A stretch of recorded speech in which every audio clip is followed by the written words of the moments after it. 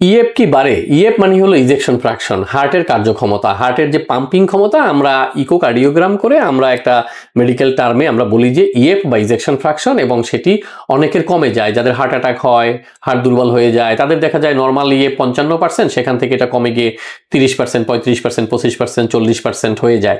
এটাকে আমরা বলি লো ইএফ অথবা ইএফ কম। এটি কম থাকলে কি হয়? রোগীদের হার্ট ফেলিউর হয়, রোগী হাঁটতে গেলে শ্বাসকষ্ট হয়, কারো কারো শুয়ে থাকলেও শ্বাসকষ্ট হয়, রাতে ঘুমাতে পারেন না, শুতে পারেন না, তার পায়ে পানি আসে, তার শ্বাসকষ্ট হয়, তিনি উঠে বসে থাকেন, রাতে ঘুমানো সম্ভব হয় না। এগুলো হলো হার্ট ফেলিউরের লক্ষণ। আপনি হাঁটছেন, অল্প হাঁটার পরে আপনার শ্বাসকষ্ট হচ্ছে, এটা হলো হার্ট ফেলিউরের লক্ষণ। তো এই যে ইএফ কমে গেলে সেটি কিভাবে বাড়ানো যায়? সেটি বাড়ানোর জন্য ফ্যান্টাস্টিক কিছু মেডিসিন রয়েছে। সেই মেডিসিনগুলো আপনাকে নিয়মিত খেতে হবে, সাথে আপনাকে কার্ডিয়াক রিহ্যাবিলিটেশন প্র্যাকটিস করতে হবে।